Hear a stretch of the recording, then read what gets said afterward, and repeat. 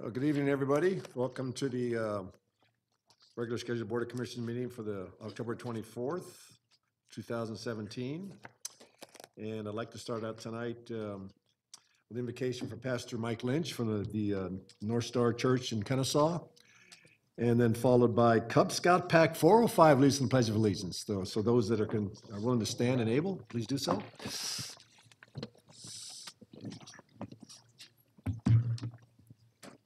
Great. Would y'all join me in a word of prayer? Father, tonight we thank you for this opportunity to gather together as a community who all seek to make it the best place we can to live. And Father, we thank you for the blessings you've given us, and we have so many things to be thankful for. And Father, tonight we just ask that we will trust you with all that we have. Father, that we won't lean on what we know, but in all our ways we will acknowledge you. And God, would you direct the steps of those in leadership here and those that are attending this meeting. So God, we give you tonight. We ask your blessing on it, and we thank you for the blessing that you've given us to be here. And it's in Jesus' name that I pray. Amen. Amen. All right, gentlemen, it's all yours. Come on up here. Come on up here. Come on. And young lady, absolutely. There you go. That's good. Okay, this way. There you go. And you can lead us when you're ready, all right? Hats off. Ready? Okay. Allegiance to the flag of the United States of America and and to the republic for which it stands, one nation, under God, indivisible, with liberty and justice for all. Thank you very much. Appreciate it. You should lead on the cover there. I'm not going to start.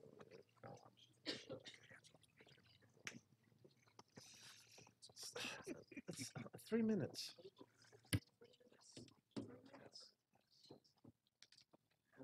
Hey, just for those that are following us on the agenda book, we pulled consent item number 24 off the consent agenda and moved it to regular agenda item number 10 alpha. 10 alpha, okay? 10A. That's 10A for Mr. Weatherford here. And that, we have some presentations tonight, so I'll start with Commissioner Ott.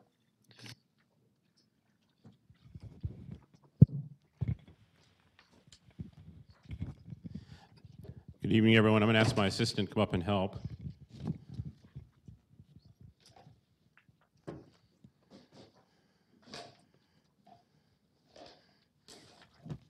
You're going to see this a little bit different tonight. So those of you that live in East Cobb know that for the last 2 years, your commute has been challenging. And that's because the Cobb County Marietta Water Authority has put in a 54-inch water main. My assistant and myself have received numerous emails about this project, and so we thought we would recognize those folks that worked on the project. So why don't you all come on up here, and I'm going to read a letter that we recently received. It says, "Dear Commissioner Ott, as residents just off Terrell Mill and Lower Roswell roads, my husband and I have frequently been subject to road closings and congestion due to the ongoing construction. Although I assume that you have heard often from disgruntled residents, I would like now to voice my praise and admiration for all of the workers involved in the project. I am impressed by the traffic planning for each section, by the professionalism and courtesy of the workers, and by their willingness to work through daytime heat or in the dark of night, like last night on Terrell Mill off Powers Ferry, to complete the work as soon as feasible. And for those of you that did not know, the water was turned on October 11th. So, now, most of you probably don't recognize these guys because normally they're in hard hats, orange vests, and covered in dirt. So normally we would give out certificates of appreciation to special thanks for like the county manager's office, Cobb DOT, Cobb County Police Department, especially Precinct 4, Cobb County Water, Marietta Water. These guys are with Reynolds Construction, and then of course Arcadis that helped plan the project. But we thought, since we looked at pipe for 2 years, we're going to let them look at pipe. So what I have here is this piece of pipe with the decal on the front that says East Cobb Pipe Replacement, September 30th, 2015 through October 11th, 2017, and it's signed by all 5 commissioners. Now, for the big cheese on the end, we figured he needed a bigger piece of pipe.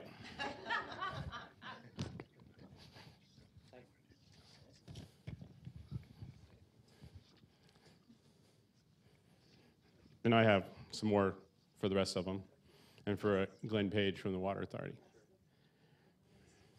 Just have to give me the bag back, that's all.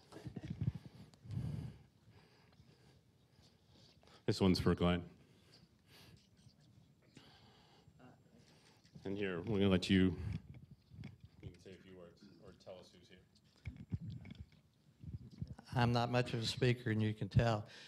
What you see right now is the whole Reynolds clan. We've had the road crews, and we've also had the office crews. The guys, we started on September 30th. It took 2 years and 11 days, but we finally got water running in the pipe.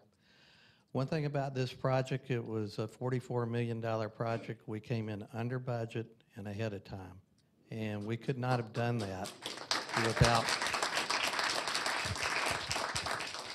We could have not done that without the help of everybody. A lot of departments, Bob's already read the names that were instrumental. The only other people that hadn't been mentioned was we've dealt a lot with Bob's office, both Thea Powell and Kim Swanson, and Bob actually helped this to be as successful project as it turned out to be.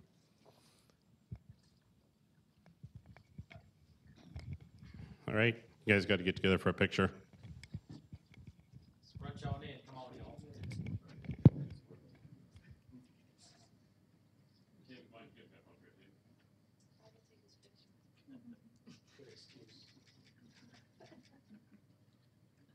All right, thanks, guys.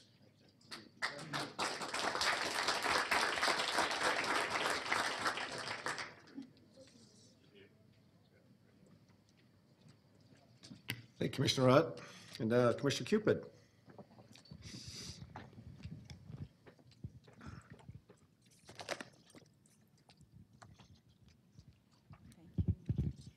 Good evening. Do we have any representation from Mableton Elementary here tonight? Please join me so we can recognize you.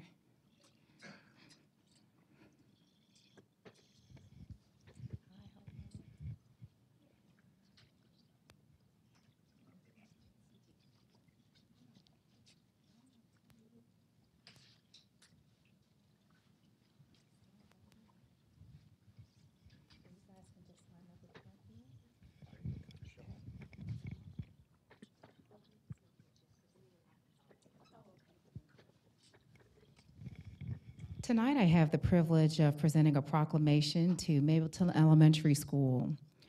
Whereas Mableton Elementary School is among the first schools in Georgia to become science, technology, engineering, arts, and math certified by the Georgia Department of Education. Mableton Elementary also became a Cobb County School District STEM certified school in 2016. And whereas extensive research shows a strong connection between fine arts education and academic achievement, social and emotional development, civic engagement, and equitable opportunity. Involvement in the arts is associated with gains in math, reading, cognitive ability, critical thinking, and verbal skills. Arts learning can also improve motivation, concentrating, confidence, and teamwork. And whereas the STEAM Georgia Certification Program aligns with the STEM Georgia Certification Program and shares common vocabulary, timeline, and design. STEAM uses the arts as a way of demonstrating what has been learned while increasing creativity and teaching mental habits that can be applied to any subject. And whereas teachers and administrators at Mableton Elementary continue to find innovative and engaging ways to help all students learn. Now, therefore, we, the Cobb County Board of Commissioners, do hereby congratulate Mableton Elementary School students, parents, teachers, and administrators for achieving both STEM and STEAM certifications. Your diligent efforts will help prepare our children for bright and fulfilling futures. This, the 24th day of October, 2017.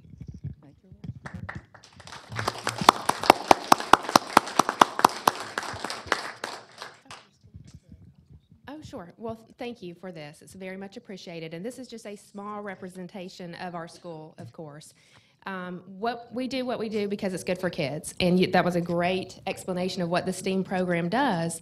It gets kids engaged and exposes them to 21st century jobs and careers that they might not otherwise be exposed to. They're engaged when they are at our school. It's kind of a noisy place because they're talking about what they're doing and they're really getting into it. But it takes a whole team effort, and our teachers have bought into this. They believe in STEAM, and so do we, and that's why we've accomplished this, because of all the teacher buy-in, and we're excited about it. Very good. I'll talk a little bit about the arts element. So many people are used to hearing about STEM. Mm-hmm. Can you talk a little about where the A comes from? Yeah, so I can, and then you teachers, if you want to say something as well. But when we teach science or math, we a lot of times introduce it with an art standard. So, for example, a teacher might show a piece of artwork that's done by a real artist, and then there's a science component to it and a math. So recently you all did something where you showed a piece and then you had to create some arrays, something like that, yeah. So we just tie it all in together. And a lot of times the art is the piece that gets kids interested in the first place. And then they tie in their math, and it's just all about integration in that multi-sensory type of education. Yes, you're welcome. I do, yes. Sure. Tell me your name, what you teach. I'm Mustafa Cabell, and I teach 5th grade all content areas. I am Kristen Bosley, and I teach advanced content for 4th and 5th grade ELA and math.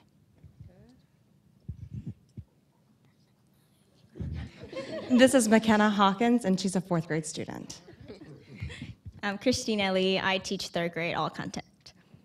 Thank you, and we appreciate all of you being here, and thank you for your accomplishment and what you're doing for our kids. You're welcome.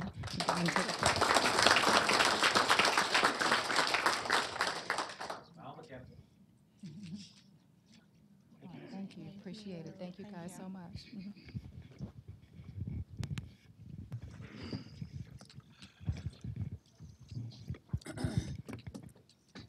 Well, it's really wonderful to see what our school system is, both the teachers and the students, and also the Cub Scout pack here from Powder Springs. It's good to see that the future of Cobb County is in great hands. And I know we look forward to our future because we have great teachers and great students that will be leading us into the future. So with that, we'll now go to tab number 5, which is a public hearing, I believe. Dana? Good evening, Mr. Chairman. Dana Johnson, Cobb County Community Development. Here to present the second public hearing on the September-October code amendments, sir. As a bit of background, these are a combination of commissioner-proposed and staff-recommended code amendments that are in the following categories: Chapter 54, which is fire prevention; Chapter 78, which is license and permits; Chapter 86, which is offenses and miscellaneous provisions; 106 is streets and sidewalks; then we have traffic and vehicles; and finally ambulances under 126. Under Chapter 54, we have the alarm system. This is a change to our alarm system code that prohibits alarms from being left in bypass mode while a structure is occupied by inhabitants. This was a request that came out of our fire marshal's office. On Chapter 78, under license, permits, and businesses, this is some requirements for temporary for fireworks retail stands, and mostly to make sure they obtain a temporary business license, which is currently required by code, but also to make sure that it's clear that they're not considered a peddler, and finally to ensure that there's some language contained at the site that lets individuals know when the proper time via state law is of when fireworks can be ignited in the public. Help with some public education in that regard, sir. Chapter 86 is offenses and miscellaneous provisions. In this particular code, we're just adding a portion to it. Right now, using vehicle boots or vehicle immobilization devices are not legal in unincorporated Cobb County. This will just make a provision that a vehicle may be booted if it is done so in accordance with Chapter 118-158, which is another code amendment later on in the book that deals with parking meters. So it's basically, if someone violates a parking meter, they would be able to be booted in that particular scenario. Under Chapter 106, under streets, sidewalks, and other public places, this is a series of codes that deal with street lighting and pedestrian street lighting, and they're geared towards our community improvement districts. The Town Center CID is interested in doing a street lighting and pedestrian street light district.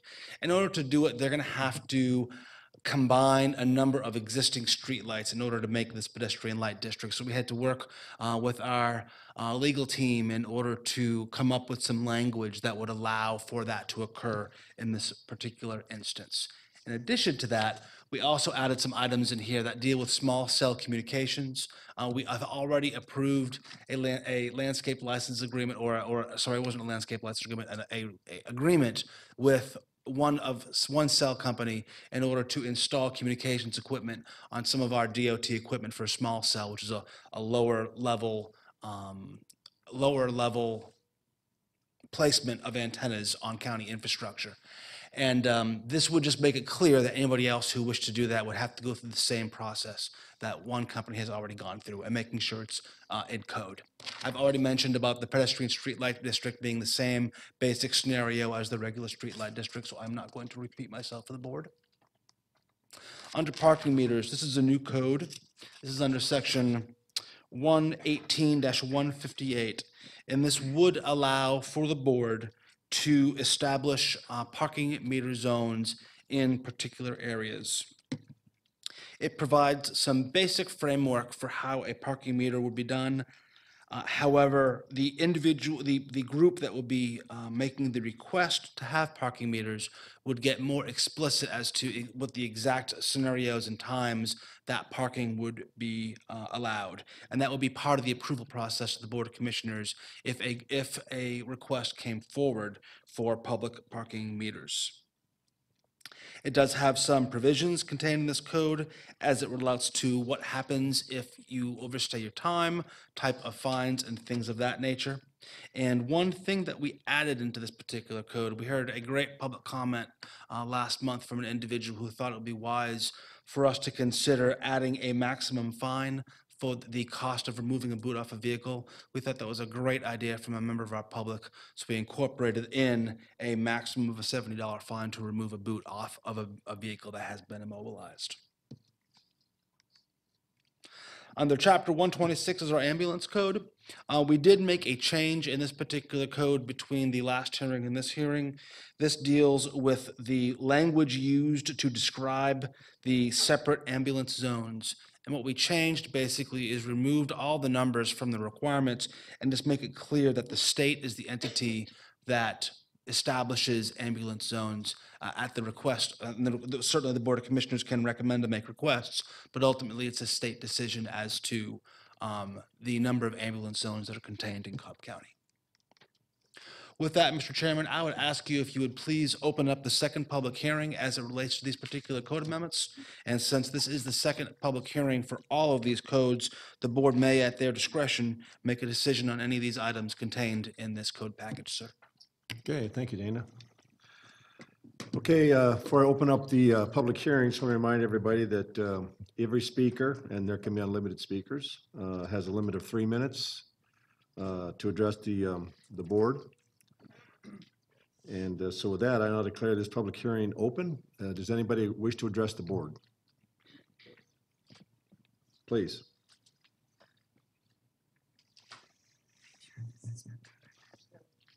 Sorry. Okay. And this, you're going to be addressing the code amendments that we just discussed, right? No. Okay, all right. No problem. Does anybody wish to make comments about the code amendments as we just discussed? Seeing none, I declare this public hearing closed. And Commissioner Burrow? Okay, I would like to make a motion that we approve the code amendments as just presented by Dana. We have a second and discussion? Dana, I just want to confirm, and it may Sam or Randy, if he's in there, I just have a question about the fire one. The first code amendment, 54-102, Yes. sir? I just want to confirm something for the record. Well, actually, Jay's the one that needs to come up. Yeah. Right. I didn't see Jay back there.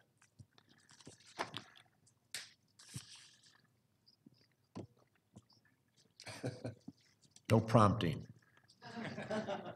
I'm pretty sure Jay knows what I'm going to ask. And this just is some questions I know you had previously today. The first one is, if a system is in test and a person is there working on it to try to fix a problem, this is not what you're talking about. That's correct. That is not what we're talking Okay. about. That's a different mode of operation. Right, and then the second one is, I know that there are some times that in the stadium it is in bypass, but you have already worked through the issues at the stadium, is that correct? Yeah, nothing will change with the way we operated in the past versus going forward Okay, in relation to this addition to the ordinance. The purpose of the ordinance was to bring transparency to how we're operating and make sure that it's clear in our local ordinance. right, and I was pretty sure that, I just wanted to clear it up. Okay, that's it. Thanks. Thank you. I had one question. Commissioner Weatherford? Mr. Johnson, Yes, sir. you mentioned the maximum fines of booting ordinance. Would you state that again? Because I quite, $75, sir. pardon me? $75, sir. And that's half of what it was going for. There would be a maximum. Certainly, it could be lower than that, but the maximum someone would be able to charge would be $75. Great, thank you. Yes, Just wanted to sir. clear that. And I just want to reassure the public, we have no plans right now to put parking meters on county roads. So if you're worried about that, that's not where this is going. So just want to make sure everybody's, doesn't get excited about something we're not going to be doing and to stop any rumors that might start. So there is no plan to put parking meters on county roads. So with that, do we have a motion? We have a second? I'm going to call the question. And it passes 5-0. Thank you, Mr. Thanks, Chairman. Dana. Okay, public comment. Ms. Dance?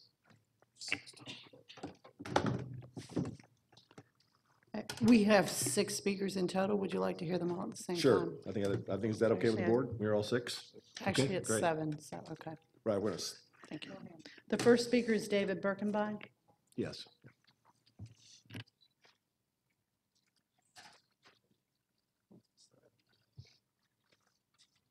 Good evening, Chairman, Board of Commissioners, County Manager. Good to see you again. The one sentence for single-family residential attached and detached dwellings burning in a chimney, firebowl, or other similar device, or outdoor burning fireplace unless garbage is being burned. This was a bad compromise. Bad compromise. When you had a medical burn ban, the only thing you had on here was all the other ones that was in here, including the outdoor barbecues and all this stuff. And then you had a medical burn ban, and you took this one sentence and nullified everything for the people. That ain't right. So, compromise, no, I can't compromise. We're going to keep beating at it, looking at it, talking about it, and sooner or later, we're going to come to an agreement to where these people that have a medical burn ban are protected. And I don't see no reason why it shouldn't be done. I mean, it's just totally crazy. You can take, and this will also affect the people where it says a fire chief shall be authorized to require the extinguishment of any fire if it adversely interferes with your enjoyment of life, nullifies it. Use of property, nullifies it. And then it comes down and nullifies upon a receipt of a medical burn ban, which you have on there, that states that these fire pits and fire pans are legal. Wow, I checked on a map today. I lost 7 people. Why? Well, probably because, like I stated before, well, they're going to burn anyway, so why even have this medical burn ban? So we'll just tough through it. Oh, yeah. How many more people or how many calls have we had The people have medical burn baths, I have no idea, because they ain't gonna spend the time I do to come up here and hammer and hammer and hammer and hammer. I mean, this is all I got to do. I got to babysit, I paint my house, I work on my cars, I take care of family, and that's it until I die. I mean, I'm blessed enough to be able to do that, and, you know, I thank God for it. But no, we're going to have a good compromise. We're going to have a good system to where we take care of the people. We take care of other people less fortunate. You know, these people worked hard all their life.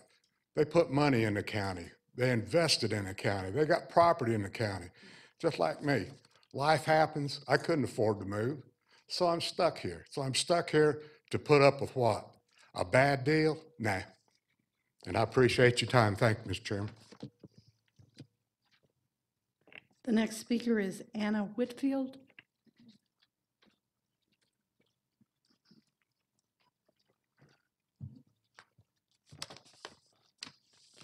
Chairman Boyce, Commissioners, my name is Hanya Whitfield, Anna legally. I'm here to speak about Mabry Park. I've lived in Northeast Cobb for the last 11 years, East Cobb for 10 years before that. I served on the Friends of Mabry Park Executive Board from 2011 to 2014. Over the years, Northeast Cobb residents have seen SPLOST monies go to many projects that had absolutely no benefit to Northeast Cobb. We had supported them because we recognized that any improvements in Cobb also serve all Cobb residents. Now it's Northeast Cobb's turn. While East Cobb Park serves the main portion of East Cobb, Northeast Cobb continues with no green space to enjoy. Volunteers and residents have worked hard and long to help make this Mabry Park a reality. Northeast Cobb residents are eager for this park now, as we have seen many disappointments in its progress. Elementary school children from Garrison Mill and Davis elementary schools created their own amazingly successful fundraisers for this park. They raised over $3,900. That was 250 pounds of coins. It was a Pennies for the Park campaign. They raised those for Mabry Park, and they're still waiting. Many have shared with me they voted for the SPLOST. Many residents have shared that. They voted for the SPLOST just because Mabry Park was included. And we were all happy when it passed. Once the SPLOST passed, we learned to be patient for the delayed rate it was to begin construction. Since the SPLOST passed, I've frequently been asked by residents and volunteers if I've heard anything about the promised construction plans. Since there were still postponements, donors and residents sometimes even expressed they felt their passion was used to help get the SPLOST passed. Many have lost faith that they will ever enjoy the park, especially our senior demographic who have contributed to the park. Finally, we heard about the construction bids. I was so happy to finally have an answer to the residents who were waiting for some hope for the park. Now it's in jeopardy again, I hear. Yes, there are other parks in East Cobb waiting for fulfillment. But again, those residents have East Cobb Park, and Northeast Cobb has no green space, no nothing. The bottom line is there's an indisputable lack of green space in the Northeast Cobb portion of the county, and we only need a road to access this incredible park land. There have been several large parks built in West Cobb, and yet we are a much greater percent of the tax base. Please approve the construction. The maintenance issue can be placed on the agenda in the future. Thank you for their time. The next speakers are Zacchaeus Johnson and Joaquin Santana.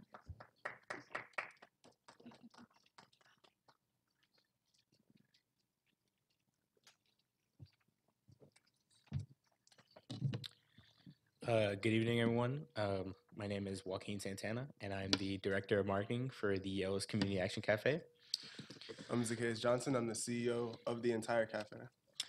First of all, we'd just like to thank you guys for the time and for the countless opportunities you give in nonprofits such as Yale's. We're here representing them and the many programs we offer, much like the after-school program and the mentoring program.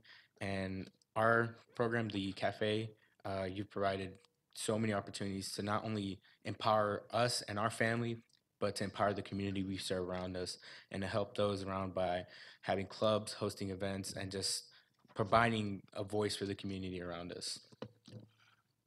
Through all the funding that we received, we've had numerous activities to realize things that we could be in the community to help further Cobb County, such as business ventures, learning how to write resumes, going to JA BizTown and experiencing what it's like to work and going through all the systems and just learning how to be part of life and working on that next step, because high school is not your only step, and we're working on just furthering ourselves. And that's what Yells is all about, just improving yourself and making a better community. I know from my experience, if you look back past 3 years, you would not have recognized the same person. This program has really shaped me to the person I am today. I used to be an antisocial kid. I was actually forced to go because I didn't really want to participate. And once I stepped through that door, I realized that I've been missing out. I fell in love with the program as soon as I walked in through that doorway. I felt the love and compassion those people had for the community they serve. And yes, people have come and go, but there are those who stayed and those that support and always will support the community they live around us. And that is something that I will never forget, and I will take with me as myself and my other family members will empower our community for futures to come. When you go to Yells and you really experience it like me and Joaquin have, I've been there for almost 3.5 years. When you go, it doesn't feel like mandatory duties. It doesn't feel like a chore or a habit. No, it does feel like a habit sometimes. It just feels like natural. You want to go and you want to learn new things and try new experiences and see how far you can push yourself to be the best that you can be. And even when we leave, we want to leave something that, for the people that are downstairs, the elementary kids, the K through 5, we want to have something for them to come to when they get into high school and they have to face these challenges. When they come into high school with our tutors, they help so much. They're helpful. They help us with later on in life, because I've been filling out my FAFSA and applying for colleges and things of the such. So it really just helps you for the future and helps inspire the youth to want to do better in their own communities. Humans have this uncanny ability to make a place home. And I think I speak for everyone at Yells when we say that that program is our home. We've poured in so many hours, so many days, weeks into not just empowering and spreading positivity in between ourselves, but between others and the community around us. And we really do love what we do. And we would just want to thank you for this opportunity and the opportunities you've given us in the past. Thank you. Thank you both. Appreciate it. Thank you. Thank you. The next speaker is Monica Delancey.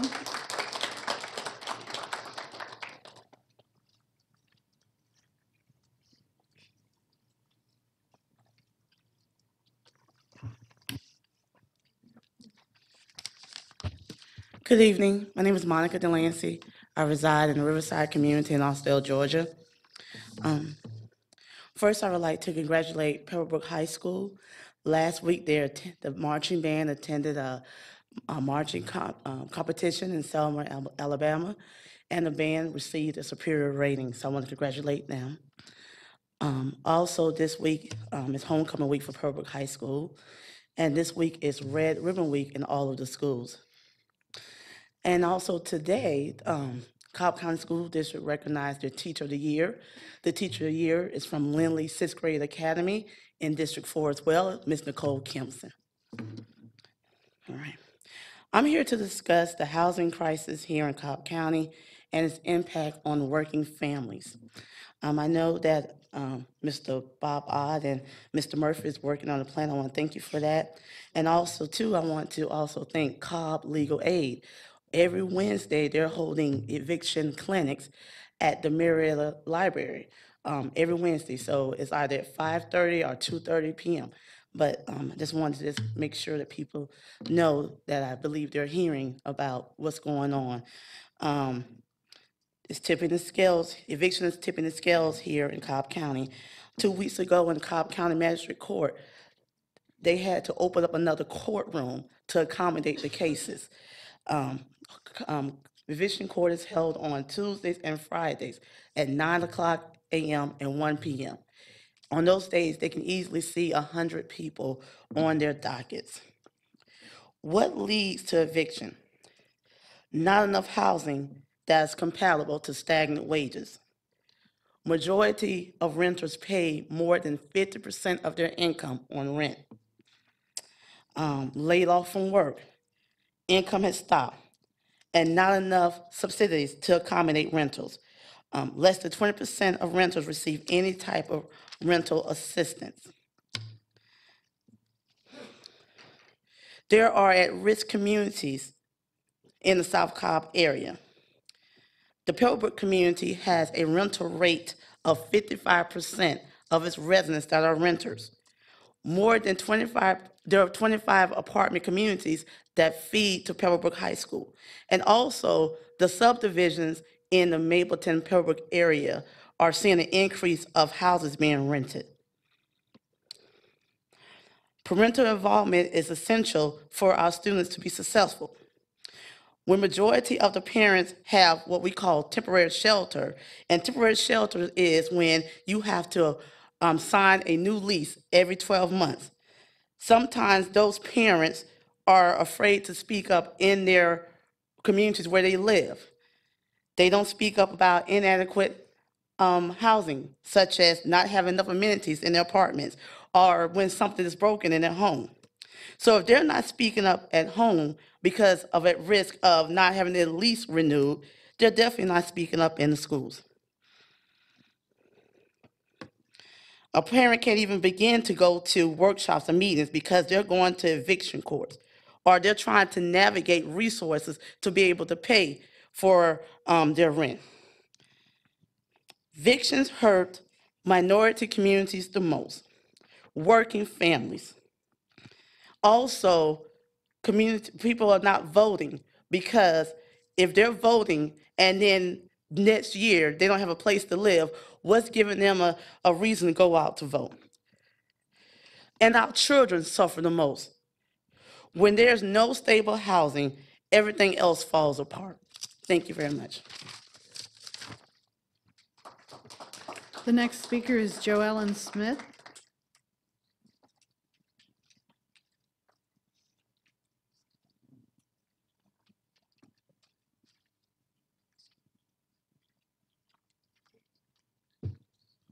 Good evening, Mr. Chairman, Board of Commissioners.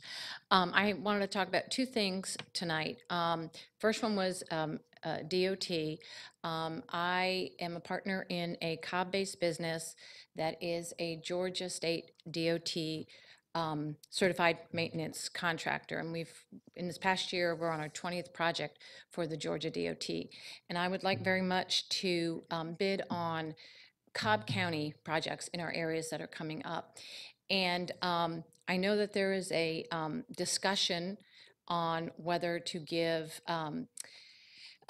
benefit to Cobb-based businesses or not, and I understand both sides of the topic. Some people think that it does not allow for the lowest bid to be accepted. So I actually thought of a compromise, and I would really appreciate it if this could be brought up to the DOT. In the Georgia DOT, Georgia businesses are given the opportunity on closed bids. If they lose the bid, they're given the opportunity to match the lowest bidder from out of state.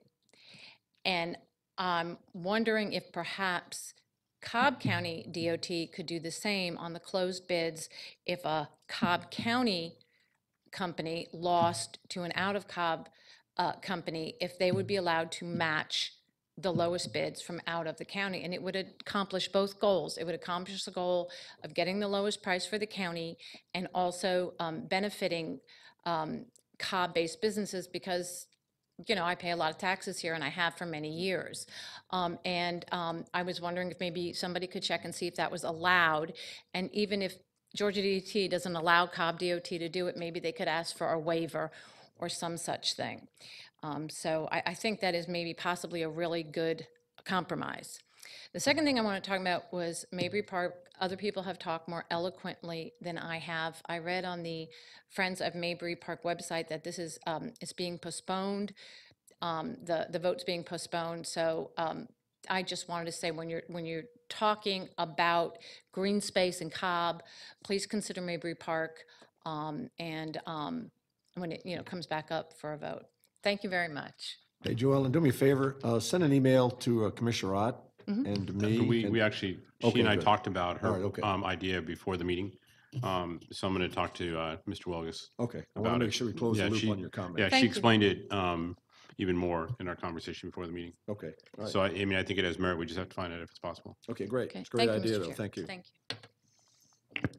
The next speaker is Debbie Aurelio.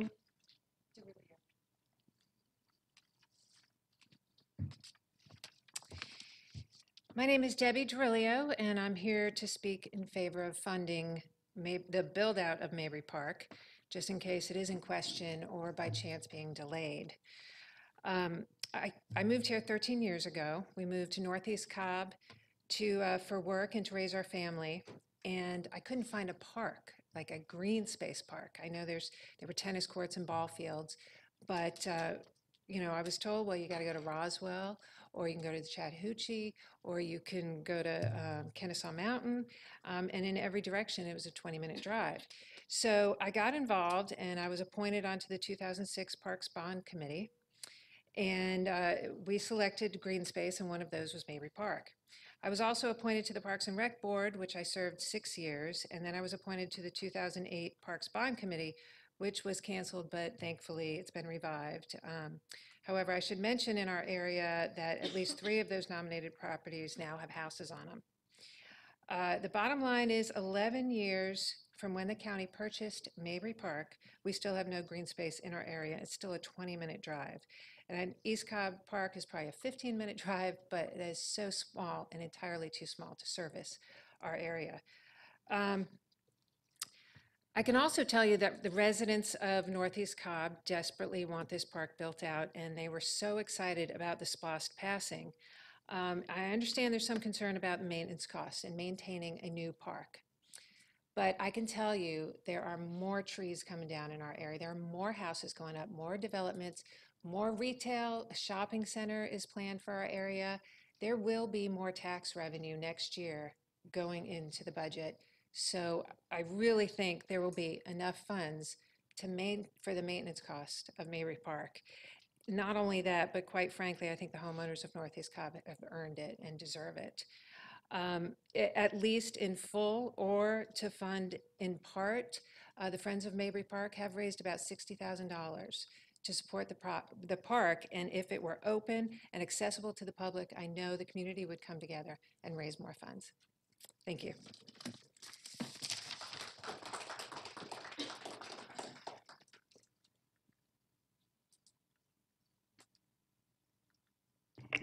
The last speaker is Barry Brown.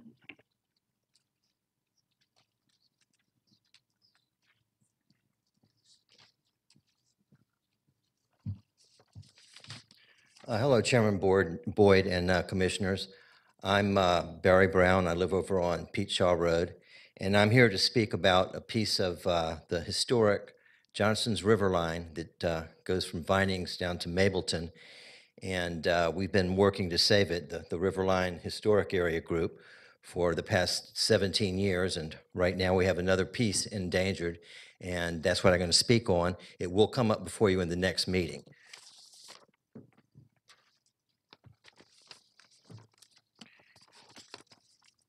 And I want to thank y'all for putting the Shoepade Park on the Cobb Register of Historic Places. We had the ceremony last month, and it was a very successful ceremony, and we just want to thank you for that.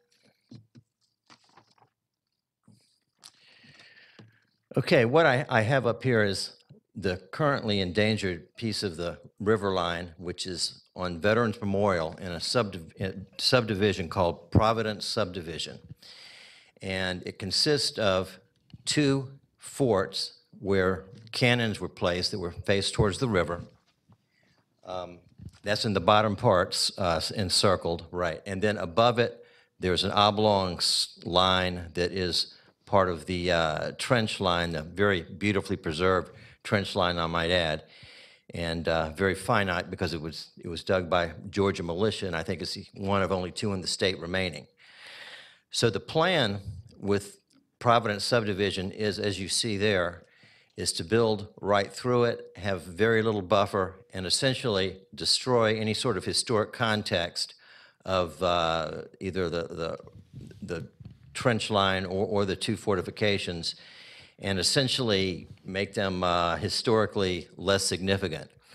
And what I'm asking is, and what we are asking, is that when you consider allowing the subdivision to be built like this, that we get as much buffer as possible so we can get a view shed, so the visitor to these sites, and by the way, there are lots of visitors who want to see these earthworks, they get a proper context of what the soldiers who built them saw, and a proper view shed. So we would like all 6 acres. That would be ideal, but if we don't get 6 acres, we want as much buffer as possible so that these earthworks are alone by themselves and not surrounded by condominiums.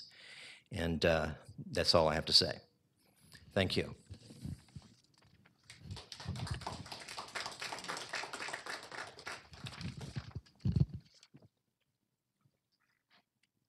All right, that's the last of the speakers. We're now going on to tab 7, which is the consent agenda. And I move to approve the consent agenda as revised and authorize the execution of necessary documents by the appropriate county personnel. Have a second? Any discussion? We pulled 24, right? It's tab 10A. Right, I just said okay, we have a second. Any discussion? Call the question. Passes 5-0. Thank you. All right, we're going on to tab 8 now.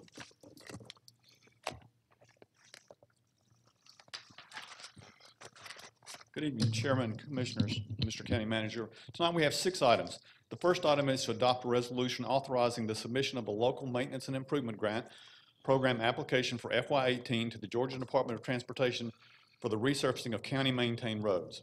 The department routinely rates the condition of the roadway pavement for resurfacing as part of the county's pavement management program.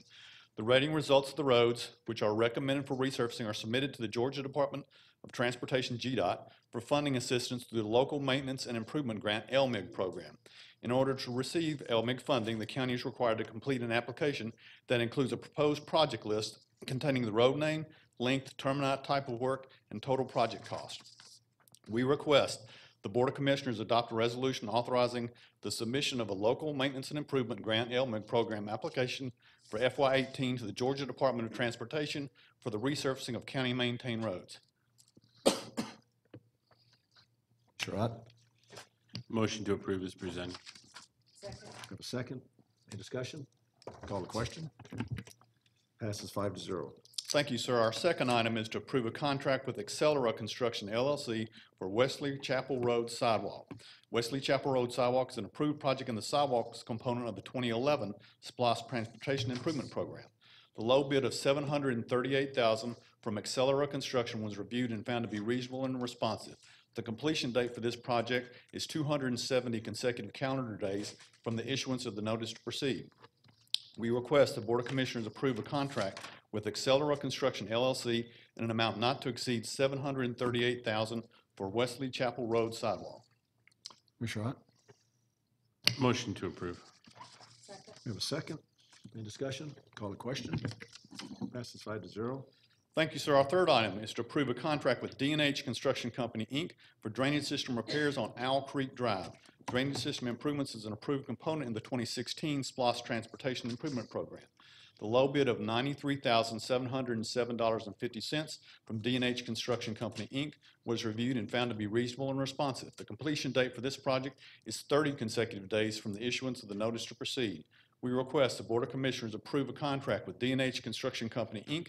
in an amount not to exceed $93,707.50 for drainage system repairs on Owl Creek Drive. Commissioner Weatherford? Motion to approve is presented. Second. Have a second. Any discussion? Call the question. Passes 5-0. Thank you, sir. Item number 4 is to approve a contract with Baldwin Paving Company, Inc. for school zone improvements on John Ward Road at Irwin Road, Cheatham Hill Elementary School. John Ward Road at Irwin Road, Cheatham Hill Elementary School is an approved project in the school zone improvements component of the 2016 SPLOST Transportation Improvement Program. The low bid of $1,487,767.57 from Baldwin Paving Company, Inc. was reviewed and found to be reasonable and responsive. Bid tabulations consisted of $1,300,274.76 in roadway cost and $187,492.81 in water system cost. The completion date for this project is 270 consecutive calendar days from the issuance of the notice to proceed. We request the Board of Commissioners approve a contract with Baldwin Paving Company, Inc. in an amount not to exceed $1,487,767.57 for schools on improvements on John Ward Road at Irwin Road, Cheatham Hill Elementary School. Commissioner Weatherford. Motion to approve is presented. Second. We have a second. Any discussion? Call the question. Passes 5-0. Thank you, sir. Item number 5 is to approve a contract with Glosson Enterprises, LLC for schools on improvements on Terrell Mill Road at Greenwood Trail, Brumby Elementary School, East Cobb Middle School. Terrell Mill Road at Greenwood Trail, Brumby Elementary School, East Cobb Middle School is an approved project in the schools on improvements component of the 2016 SPLOST Transportation Improvement Program. The low bid of $427,656.84 from Glosson Enterprises LLC was reviewed and found to be reasonable and responsive. The completion date for this project is July 22nd, 2018. We request the Board of Commissioners approve a contract with Glosson Enterprises LLC in an amount not to exceed $427,656.84 for schools on improvements on Terrell Mill Road at Greenwood Trail, Brumby Elementary School, East Cobb Middle School. Commissioner Ott. Motion to approve. Second. Have a second. Any discussion? Call the question. Passes 5-0. Thank you, sir. Our sixth and final item is to approve supplemental agreement number 1 with Parsons Transportation Group, Inc. for additional design of roadway and safety and operational improvements on Riverview Road. Riverview Road is an approved roadway safety and operational improvement project in the 2011 SPLOST Transportation Improvement Program. The department has negotiated a final scope and fee with Parsons Transportation Group, Inc. in an amount not to exceed $90,037.69 to revise the design for modification of the proposed roadway alignment and reduction in the project limits near Nichols Drive. We request the Board of Commissioners approve supplemental agreement number 1 with Parsons Transportation Group, Inc. in an amount not to exceed $90,037.69 for additional design of roadway safety and operational improvements on Riverview Road.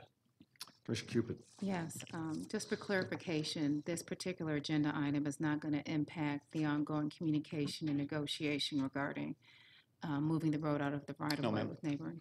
Okay, with that, so moved. Second. Second. Any discussion? Call the question. Passes 5-0. Thank you, sir.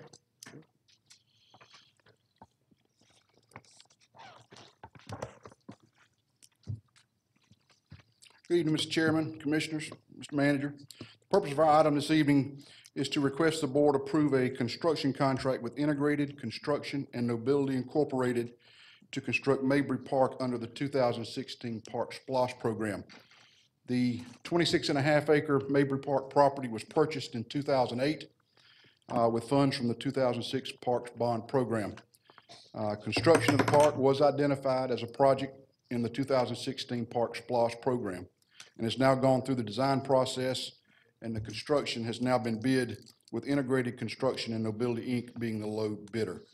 Therefore, we ask the board to approve a contract with Integrated Construction and Nobility Incorporated for the construction of Mabry Park in an amount not to exceed $2,854,660.42 under the 2016 Park SPLOST program.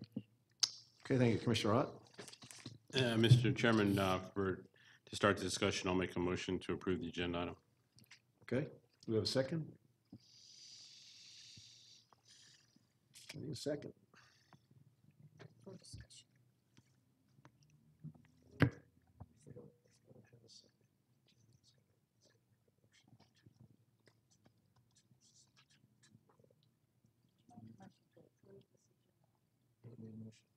I'll second that. Okay. All right, now we have a motion, we have a second, and we're gonna start with discussion now, okay? So, who would like to start? Commissioner Ott? Nope, I'll wait. Okay.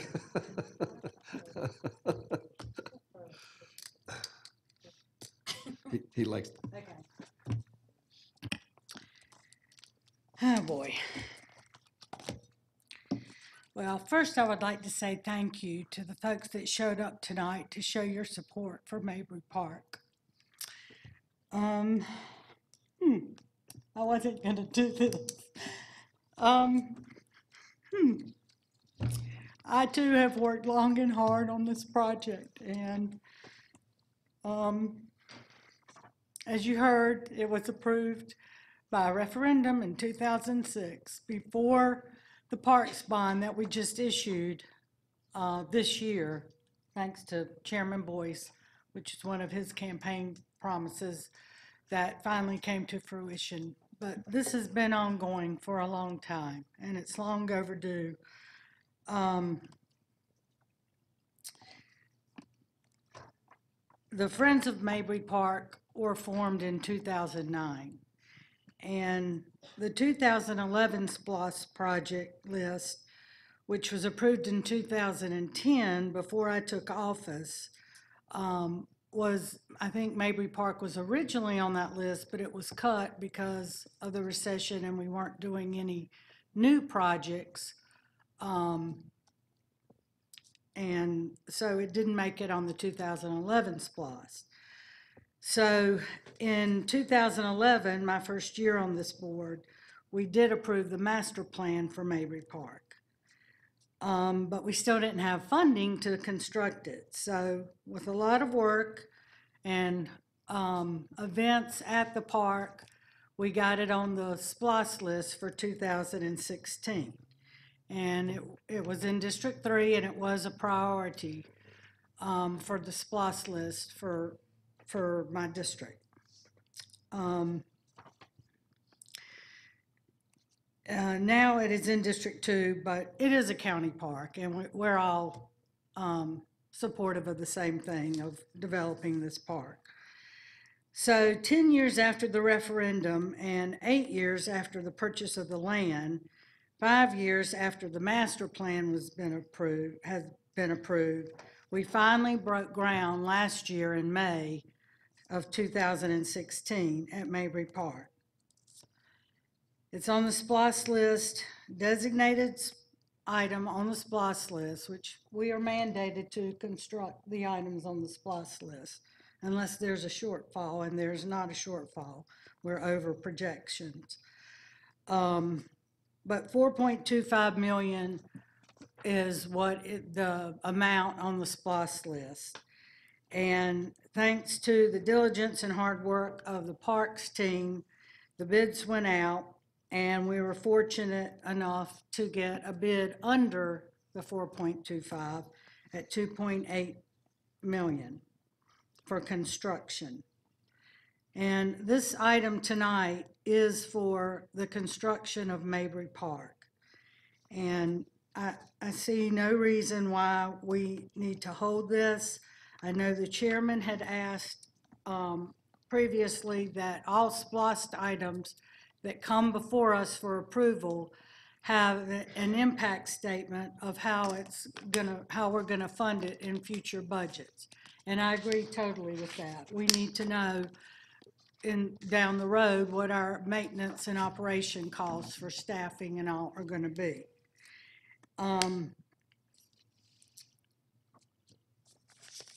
We have a commitment to the Friends of Mabry Park and the constituents of Cobb County to build Mabry Park. The community has waited 10 years for this to happen. 10 years, we're under the budget for the designated item on the SPLOS list for the construction of Mabry Park. This community has been very patient, and we are grateful for their patience, but Mabry Park is long overdue.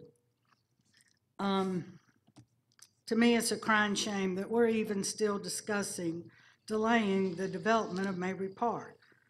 A couple weeks ago, an agenda item that was a SPLOS item came to us for funding in the 2018 budget. And Commissioner Cupid and I asked if we could hold that for 2 weeks until the retreat to see where the money would come from instead of using one-time money.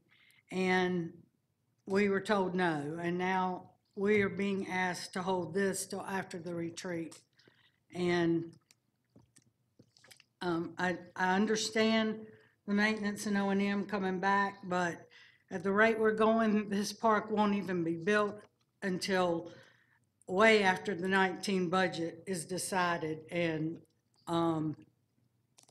we'll have to worry about it. I mean, it needs to go now. This is designated designated SPOS money for construction only.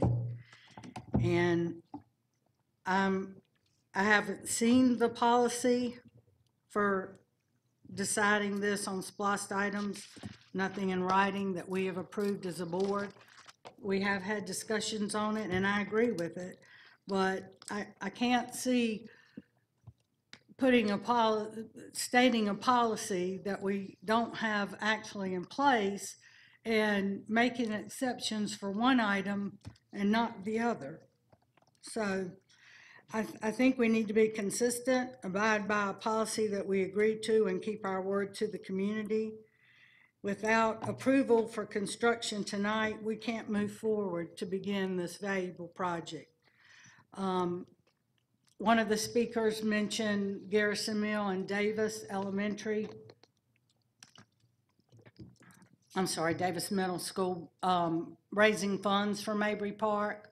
They had fundraisers. We've had preview days at the park for the constituents to come out and see how beautiful the park is.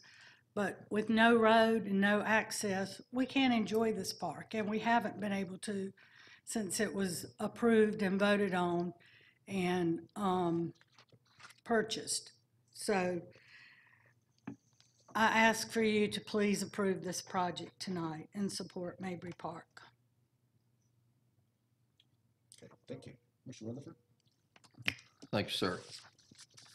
While I concur with Commissioner Burrow, I have a few things that I think are maybe somewhat erroneous. I think this is different than the library that we funded at last meeting, in that it had a funding source for that, which was in place. And I believe that made it different. And I fully support the chairman's plan to come up with impact statements for all the SPLOS. In the past, we haven't looked at that. We fund things, projects, and we have no impact statement that says what it's going to cost to go from here forward. Now we have that. Now we need to look at that more in detail. And we're planning on doing that in all aspects of this county next week when we have our executive session, our retreat. So, you know, I support that, and I think I support delaying it for that reason only. But I will commit to you that after that, I will support funding this contract. I'll make the motion myself if I need to, but at this time, I think we need to wait till we all have time to discuss this and all the other SPLOS projects that have not been started, and go forward from there. Thank you, Commissioner. Mr. Cupid?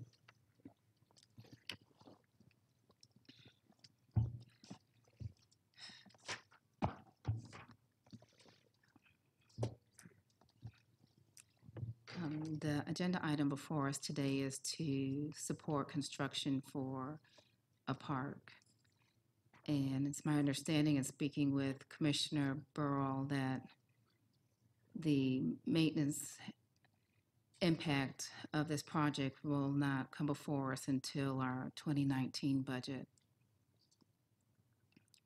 And for that reason, I'm inclined to support this item tonight. I do recognize the tenuous position that the county is in when we pass capital expenditures without taking into account the ongoing operations and maintenance of those items. And I do think it's prudent that we look at that. However, fact remains that we did have a SPLOS that moved forward and was supported by voters, with the understanding that as they move forward, we were going to fund those.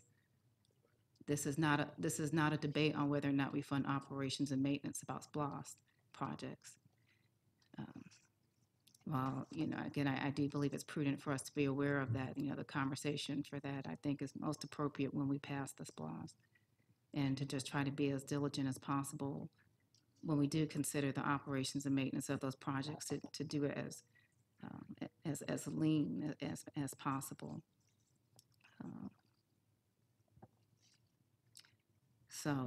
With that, I'm inclined to support the commissioner for this item tonight. I know it's not easy when communities work for things, and they do it because they hold on to that element of hope that it is going to come into fruition.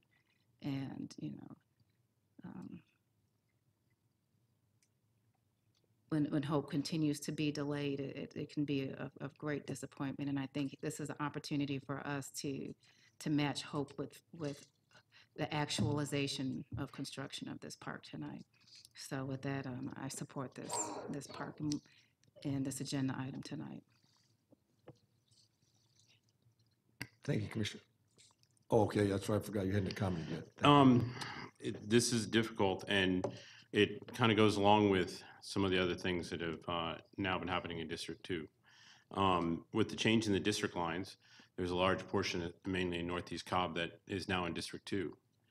And I had to make the difficult decision earlier in the year to move $1 million in sidewalk money from another part of the district to go up in Northeast Cobb and Chimney Springs.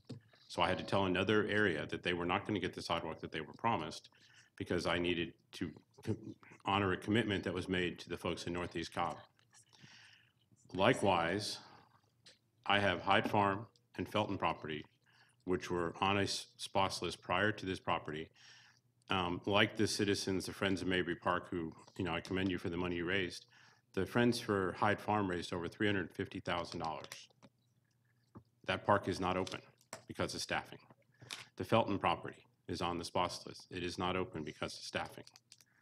And so it is difficult to, in a district where the lines have changed, because I have commitments that were made by the previous commissioner.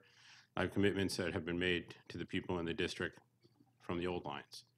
And so I believe that because of the parks that are in the district that are not closed, I do think that it is prudent for 1 week from now, this board to discuss how do we fund these parks that the community has been promised. No one is up here is saying that the park is not going to be built. It's going to be built. The chairman said that yesterday. I think all that the chairman's asking for is to allow the board to discuss this next week at the retreat and then bring it back to this board at the first meeting in November. But we cannot continue to build things and not open them because they're not funded. And right now in District 2, like I said, there are 2 parks, and there is a community that is not getting a sidewalk because the money went to someplace else. And so I agree with Commissioner Weatherford and the chairman that I would like to discuss this next week.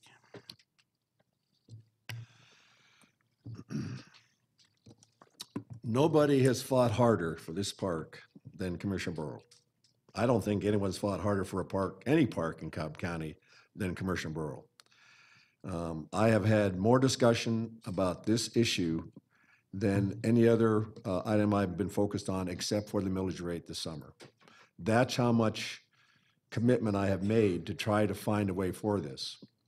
And I know that Commissioner Burrow fully understands my position as I understand hers, and that's what makes this so difficult. I heard it tonight from a couple commissioners. This has been very, very hard.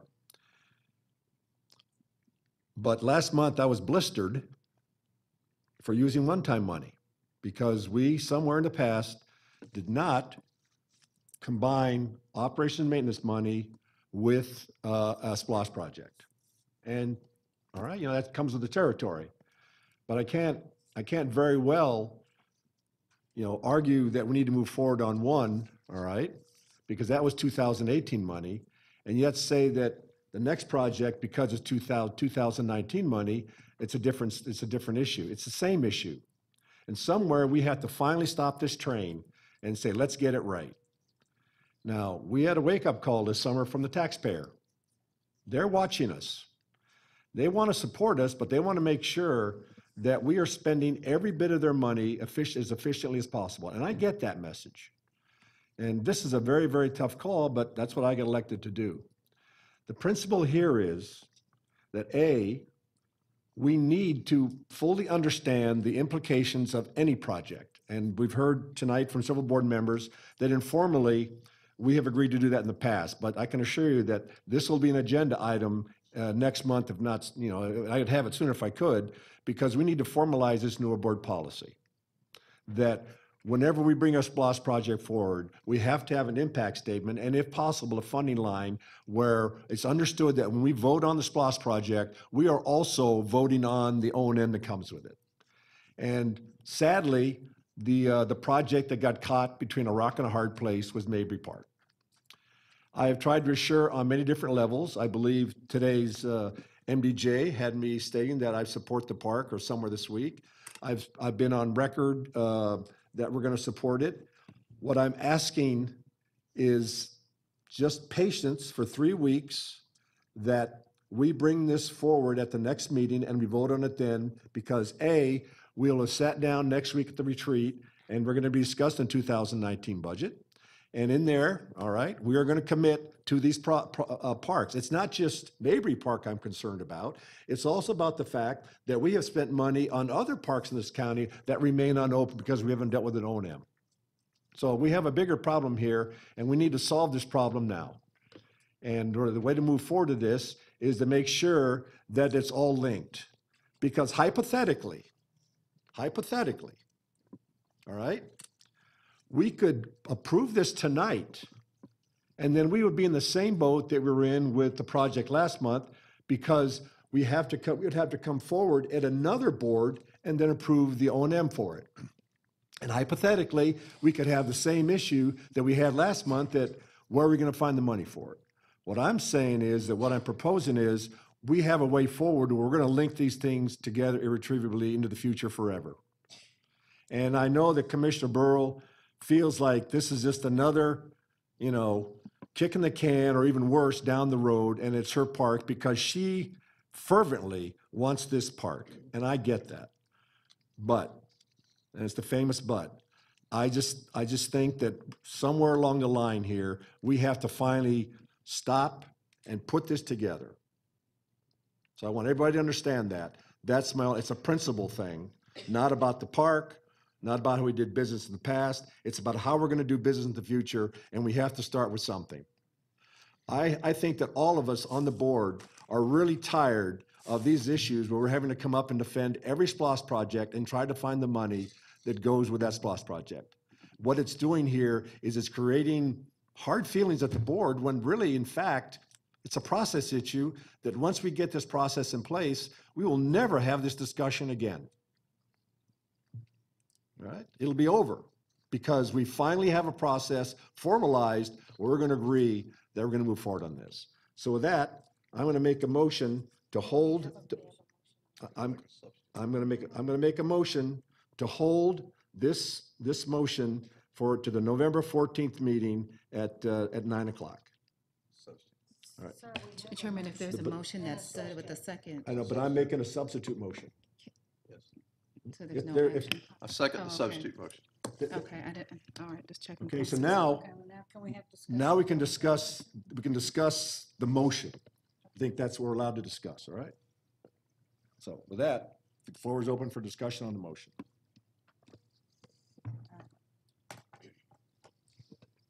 I think we should have called for the question and voted on the first It'll one. be legal substitute motion.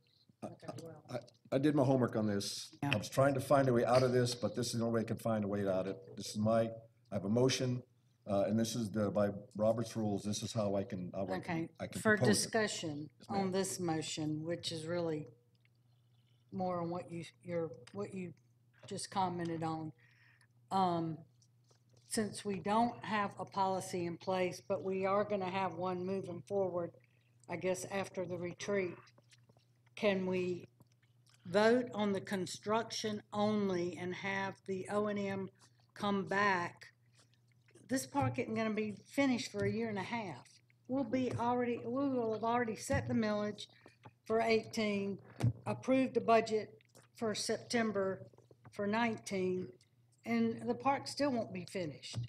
So why can't we approve the construction tonight and only, and I mean, it's a spliced item. We don't really even have to approve that, but it's already been approved years ago. But why can't we approve it as a construction only so that they can start at the construction, and in a year in a year and a half, when it's getting ready to open, we come back with a way to fund the O&M? Commissioner Cupid?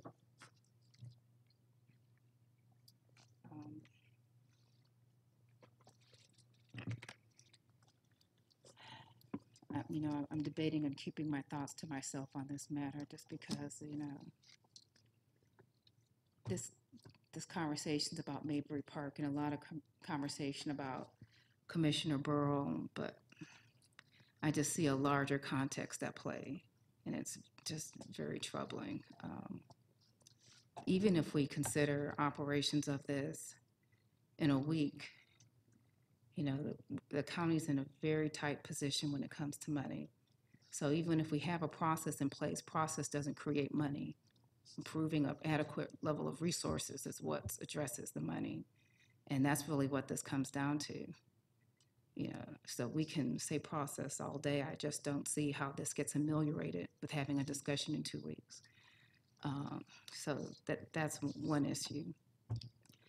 Another concern that I have is just, you know, when you step back and you look at things from a taxpayer perspective and you consider just the vigor and the rapidity of which we have spent money on other recreational assets of the county, and then you look at this one park,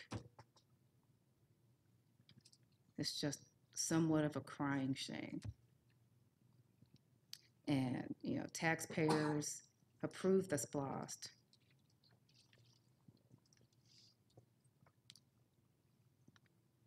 And I know we've made other decisions this year to spend operations money on a lot of other matters in this county, and it's just, my heart hurts for Commissioner Burrow for other reasons other than, you know, she may have for the amount of time that she's invested, but just taking a step back and looking at the situation that this county is in.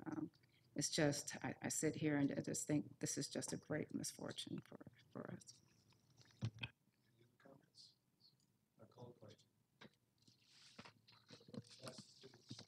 Passes 3-2 with Commissioners Cupid and Burl in opposition. Thank you, Jimmy. See y'all in 3 weeks.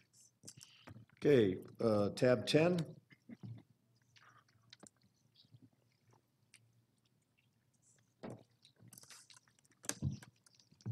Good evening, Chairman, Commissioners, County Manager.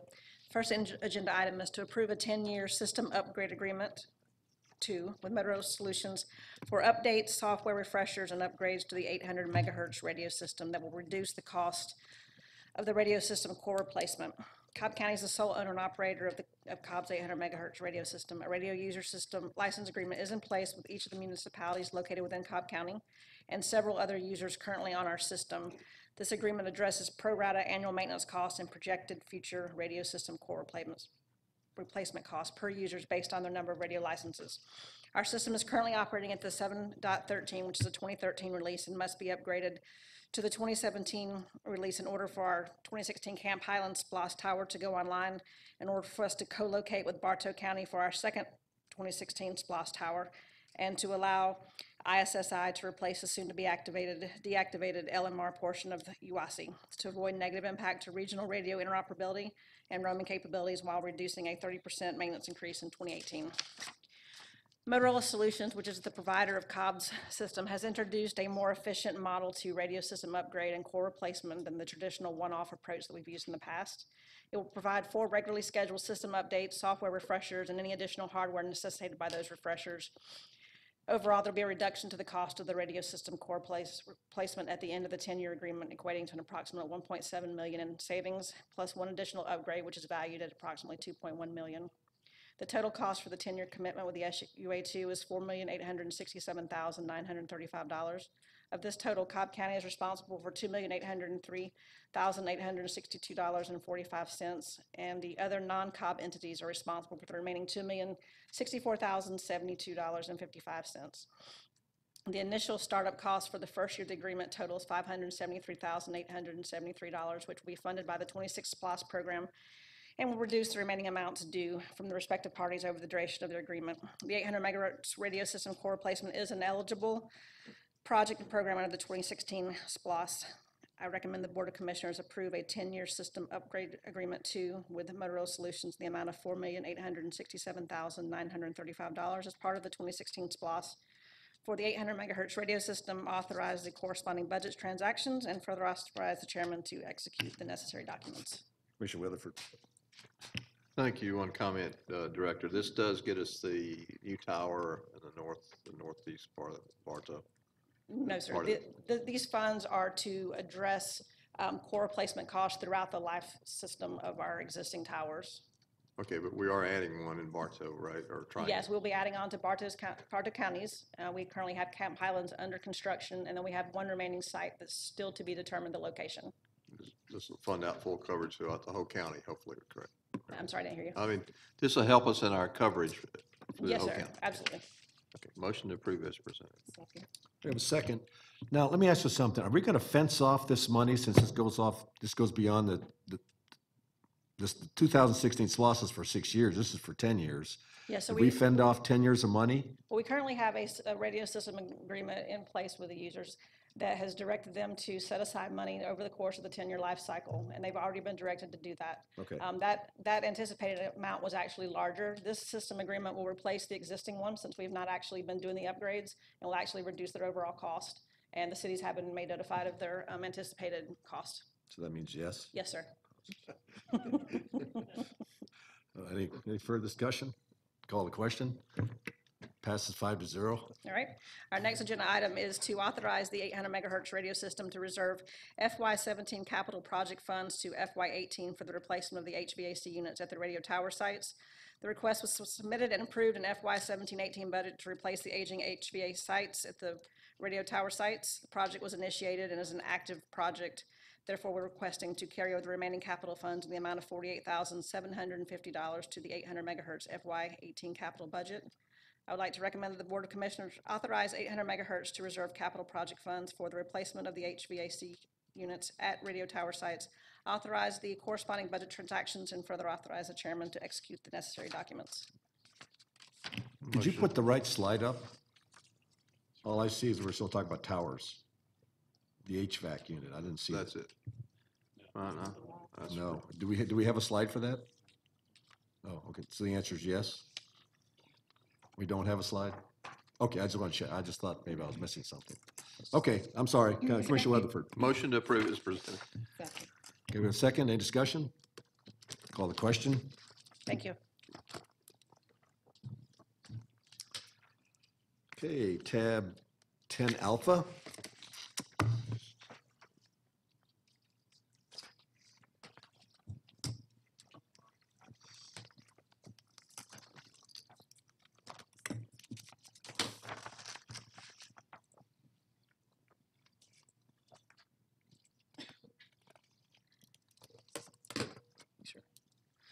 Good evening, Chairman, Commissioners.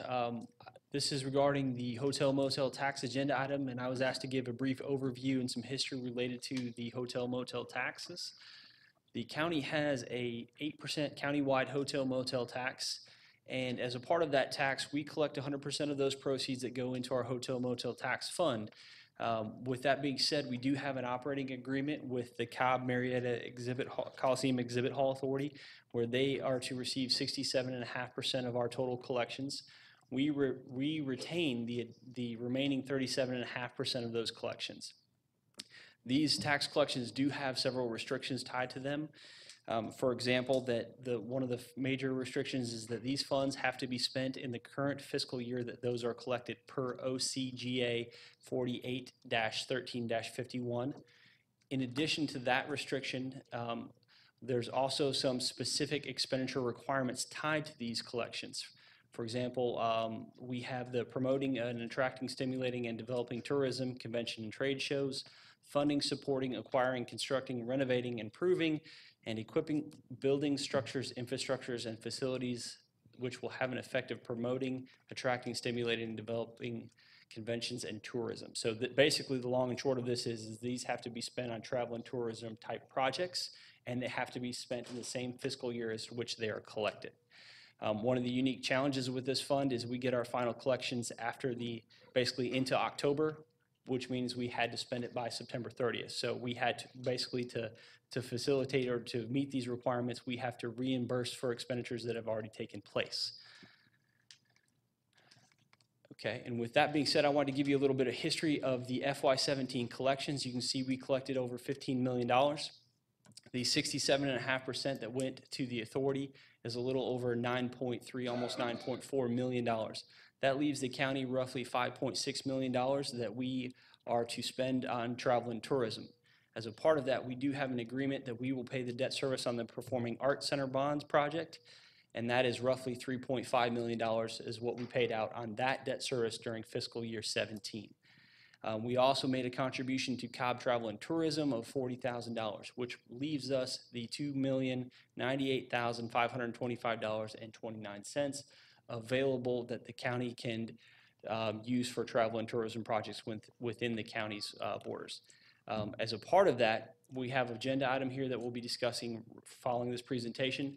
That $2 million number that you see on there is referenced in the agenda item, and we're proposing that money be transferred from our hotel motel tax fund to the general fund to help assist pay for the stadium bond debt service that we paid in FY17. Now, what we're doing with this agenda item is offsetting CSSD1, which is Cumberland Special Service District 1 contributions that would have gone to pay for the stadium bonds. At the end of the day, the debt service on the stadium bonds is a set number. How we get there is based on the level of collections. For example, we're collecting $2 million here, and this is going back to offset expenses that did take place in FY17 per the code, and that is supporting travel and tourism within the county. So with that being said, do I have any questions or comments on the presentation before we jump into the agenda item? Okay. All right. So with that being said, I'm asking that the Board of Commissioners approve the adoption of the FY17 Hotel Motel Tax Fund revenues received in excess of the adopted budget, authorize the transfer of unspent revenues to the general fund to be applied against the Cobb Marietta Exhibit Hall Authority Revenue Bonds Series 2015 Stadium Bonds debt service expenditures that meet the requirement of OCGA 48-13-51, authorize a reduction of the FY17 interfund transfer from the Cumberland Special Service District 1 to the general fund, authorize the corresponding budget transactions, and further authorize the chairman to execute the necessary documents. Okay, so I will make a motion to approve this agenda item as read. Second. We have a second, and now have discussion. Okay. Just to kind of further the explanation, the difference here, the $2,098,525 is about $500,000 higher than what was required. The 1.5 that was coming, 1.5 million that was coming from the hotel motel tax. And as Bill showed, this hotel motel tax fund money is very restricted in how it can be used. The Cumberland Special Service District money is not quite as restrictive. It still has to be spent in that area. But for example, that money could be used to go towards, say, paying the police around the stadium.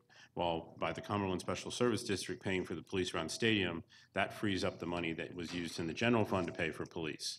And so what happens is the least restrictive money is money that is in the general fund. And so this action here is to basically take the most restrictive money, hotel motel tax money, use that to pay for the stadium debt, and then basically working backwards to the Cumberland Special Service District, freeing up money from the general fund, which then allows the least restrictive money to be available for the board to use in other ways. So how much more money are we going to get in the general fund from this? Well, we're going to transfer the full $2 million back to the general fund, and we will use the full $2 million for the debt service. Now, what Commissioner Ott's referring to is that by doing that, that reduces the amount that the Cumberland Special Service District would send to the general fund. So that frees up for other expenditures, such as Commissioner Ott stated, possibly police around the stadium or other things that would be paid out of the general fund, because again, that does not have to be used for travel and tourism. The only restriction upon that is that it has to be used within the special purpose district. How much is that? Well, we collect approximately $3.6 million a year out of that fund. Okay. Now, we are, the proposed use for 17 is we are using a little over $2.5 million of that fund, so there's some additional funds available there for future consideration. Okay, so the board's open for discussion. Commissioner Cupid? Yes, my concerns remain the same as they were during our agenda prep session, that because the revenues exceed the expected amount that we were going to contribute from this fund to pay off the stadium debt, that we have not considered all the possibilities that are within the county that fall under Georgia code for us to utilize hotel motel tax fund. If there's any frustration that I've had being in this chair for 5 years, is that there's often times when money becomes available that is not shared with all commissioners or communicated to all commissioners. And, you know, learning about this excess amount of dollars, it would have been ideal for all commissioners to be notified that this money was available prior to seeing this action item come forward, so that there could be deliberation of other activity in the county outside of the special service district, because we have other contributors to this hotel motel tax fund outside of that district. So with that, I've asked staff and would ask for you to consider tonight, and the chairman did share support for the following year, that when we do find out how much money is available, that anything that exceeds the amount that the board is required to expend outside of the stadium bond, and we know that we could pay the $40,000 to Cobb Travel and Tourism too out of this revenue, that those dollars be communicated to all commissioners so that we each have the ability to contemplate what activity can be considered with that funding source. And I think that what we can do is, we can use this year's numbers, all right? I'm reasonably certain we're gonna do just as well next year, so we can keep those numbers in the back of our mind as we move forward in 2018 and start developing, some suggestions how to use that money as how we did this year. Okay. And I know Bill is gonna keep that on the front of his mind to make sure that we're all informed about the options that we have based on what's out there. So I think we just use this as the going in number, okay? Then we can talk about that starting this fall, about how we're gonna do that and use that next summer, okay? And what we can commit to do is, as we get later in the fiscal year, June, July timeframe, we can give you an update of how we're trending, so we can put a more finer point on that number. But I think Chairman's absolutely right. We could start with this number as the basis point, and we've seen these revenues grow over the past few years, so it's a really good place to start. Okay. Then we're on video, so you got us. Now let me turn off my mic. It's okay. I hear Commissioner Cupid's comments, and we had this discussion yesterday, but the difference here is we're talking about $500,000 coming away from the hotel motel tax, which potentially frees up $2 million in the special service district to go out of the general fund, so potentially freeing up $2 million down the road out of the general fund, which one of the things that the special service district can do is give more money to travel and tourism, which benefits the entire county.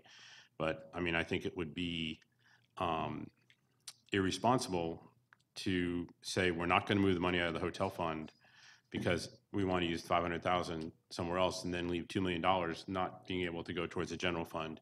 And so I want to make that clear. And we've had this discussion. It was brought up at the agenda prep meeting prior to the agenda yesterday, which Commissioner Cupid does attend. But also, this is new for me too. I'm still trying to get my hands around this whole budget process, which, by the way, if anyone ever comes to you with a proposal to sell you this budget process, run as fast as you can, all right? Especially if they have buckets. Especially if they have buckets, that's right. This is, that's all I'm gonna say, all right? We are committed to not doing this again. Yeah, thank you, Chairman. You know, and I can understand why the decision was made, but at the end of the day, you know, Right. that is, I think, judgments about what's responsible or not responsible. Again, this is just looking at when we have monies that are available, Right. all commissioners being able to be a part of that process and Sure. consider all of the eligible activity that can be covered by that expense. And we'll be doing that, and Bill will be right on top of that. We have a great finance director here, so. Okay, so with that, any further discussion? Call the question. It passes 4-1 with Commissioner Cupid in opposition. Thank you. Thank you, Bill. I believe we have one more speaker. Yes, your next speaker is Guinevere Reed.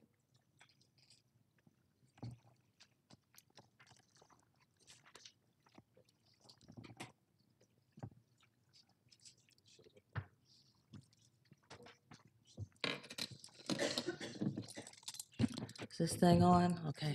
I just like saying that. Anyway, greetings, County Chair and Commissioners. I am Guinevere Reed, a Powder Springs concerned citizen. Thank you for the opportunity to express my constitutional right for free speech. On behalf of my organization, MAPC, Safe Place, Georgia Community Coalition, I and other nonprofits formally are pressing charges against the CDBG, Cobb Community Foundation, and Michael Hughes for disobeying the directives of the county manager, Hankerson, and the Impact Grant Community Cobb Collaborative for misconduct, mismanagement, and misallocations of funds from the community development funds. There is no clear standard procedure and practice and policy that governs the grant process, nor is there a process or clear policy acquiring and leasing a county facility, building, or property. We have demanded a public hearing meeting with the commissioners and chair to discuss the investigation of these disparities and inequalities and misappropriations of CDBG funds. We are the representatives of grassroots, emerging, fledgling nonprofits and have been polarized, marginalized, and overlooked for too long.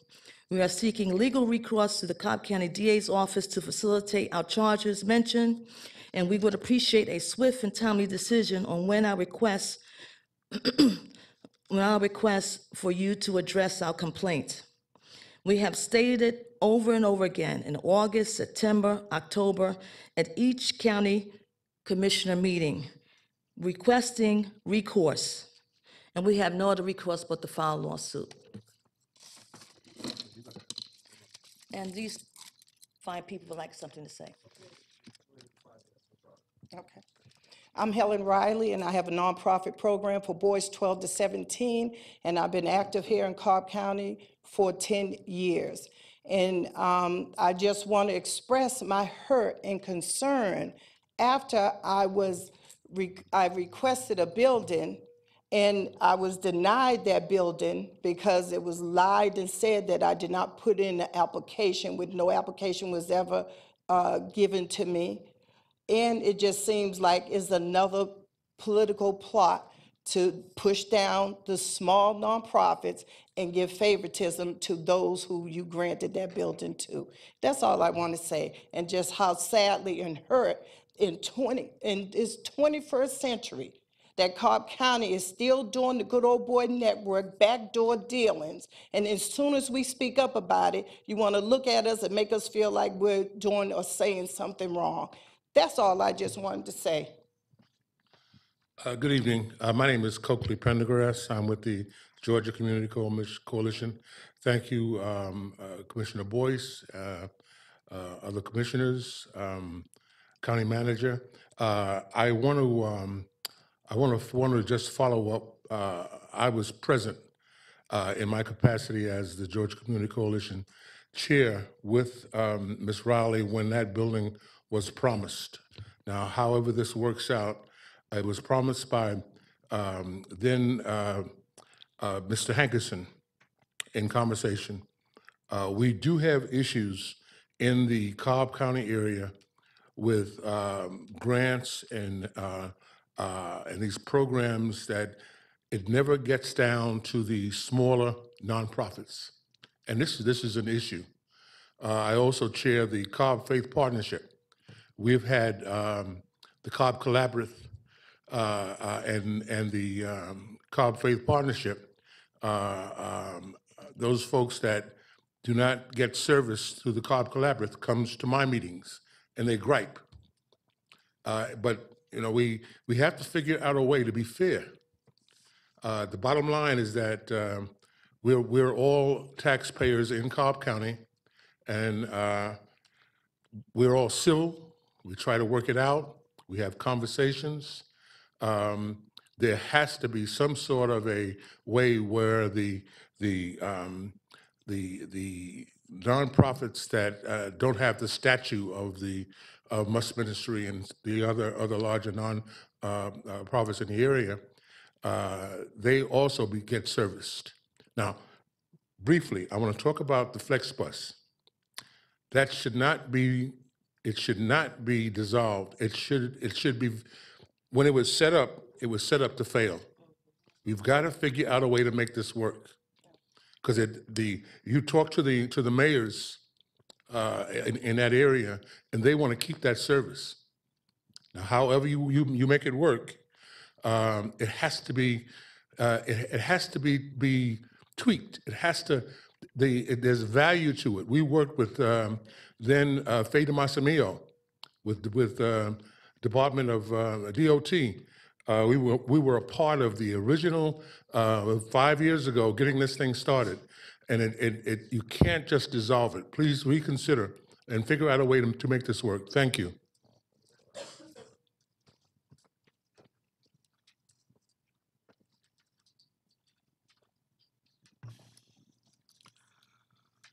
Okay, we're going on to tab 12.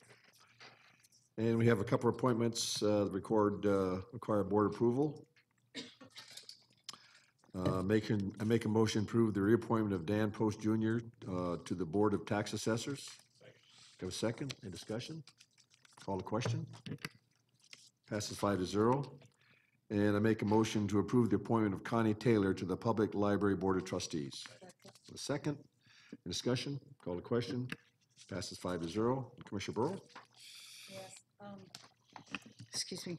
I would like to announce the reappointment of Bud Stenbach to the Neighborhood Safety Commission and thank him for his many years of service. Okay, thank you, Commissioner. And with that, we have Commissioner comments, and I'll start with Commissioner Ott.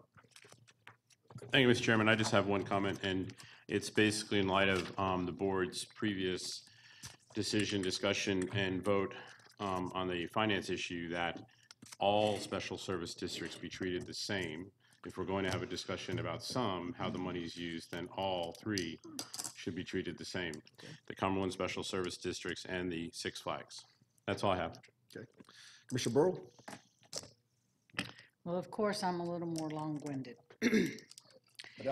I would first like to say congratulations to President Sam Owens on his investiture as the 4th president at KSU.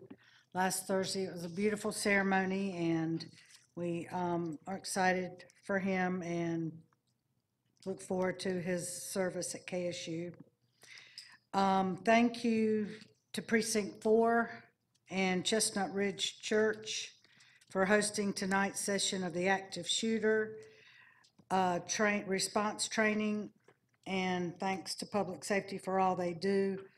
This Thursday night, Precinct 1 will host an active shooter response session at 7 p.m. at Precinct 1 at 2380 Cobb Parkway. On today's the 24th. On Wednesday, the 25th, come to the East Cobb Senior Center and share your thoughts, ideas, and questions about aging in Cobb. Your input can help shape future services for Cobb seniors. It will be held Wednesday at 1 p.m. to 3 p.m. at the East Cobb Senior Center, 3332 Sandy Plains Road. November 2nd, which is a week from Thursday, there will be a public information open house to provide information on the proposed intersection improvements at McCollum Parkway and Bing King Road and Big Shanty Road. The PIOH will be Thursday, November 2nd, from 5 to 7 at Pine Tree Country Club, 3400 McCollum Parkway. Saturday, November 4th is our next Forever Fest at the Animal Shelter. Discount rates. They're all spayed, neutered, have their shots, and are microchipped. So come out and take home your new best friend, Cobb County Animal Shelter, 1060 Al Bishop Drive, November 4th. And I believe the hours are from 10 to 4 p.m. November 10th, you're invited to the ribbon cutting for Aviation Park, 10 a.m., 2659 Barrett Lakes Boulevard at the corner of Barrett Lakes and Cobb Place Boulevard. For more information, you can visit towncentercid.com. And also on Friday night, November 10th, at the East Cobb Senior Center, we're having our Veterans Day dinner and celebration. And our own Chairman Boyce is the keynote speaker. So please come out. If you haven't registered, you need to do so because it may already be sold out. But you can call the East Cobb Senior Center at 770-509-4900 for reservations. And last but not least, on November 12th, Sunday, at 3 p.m. at the Lacerda Concert Hall, the Cobb Wind Symphony will be performing a Veterans Day concert. And that is located next to Lasser High School at 2601 Shallowford Road. Thank you. Thank you, Commissioner. Mr. Weatherford? Thank you. Just to reiterate the active shooter response courses that we have, there's Monday, last night we had some, tonight we have one at South Cobb High School, Chestnut Ridge Christian Church. Tomorrow night at Harrison High School, we'll have one. And Precinct 1, as Commissioner Burrow mentioned, on Cobb Parkway. There'll be others in the future that the PD is putting on. I'm excited to announce also a new unit, a Cobb Police Community Affairs unit that we all met yesterday. This is a new program under Deputy Chief Ronnie Prince and Chief Register. Sergeant Tatro's number is there. These are assigned to each precinct, and they will be going out in the community. They report directly to the sergeant, who reports directly to the deputy chief. Please contact him or my office and find out how to get a hold of your particular community affairs officer, and invite them to all your business meetings, your HOA, your community gatherings and all that, so they can get to know you and you can get to know them in the community. It's a valuable resource that we now have. And I think I'm looking forward, and we're all looking forward to great things. We met them all yesterday. They're great at what they do, and they are going to be an asset to Cobb County. And that's all I have, sir. Thank you, Chairman. This is one of my favorite times of the year. It takes place in the spring, and it also takes place in the fall. This is the semi-annual fall book sale. This is going on through our Cobb County libraries. You can get books just dirt cheap, and I mean good books. I try to go Sunday. If you wait till Sunday, you might not get the great stuff, but you can get some good stuff. You could fill up a box of books for like $40 or $20, I think, depending on how late you stay on Sunday. So you might see me out there if you decide to go. But it also hits Halloween, and we do have the Countdown to Fall Festival of Fun at Jim Miller Park. That'll be held Tuesday, October 31st from 4:30 to 7:30 p.m. And there's a costume parade at 6 p.m., so you can bring your children to participate in that, or participate in that yourself if you are so interested.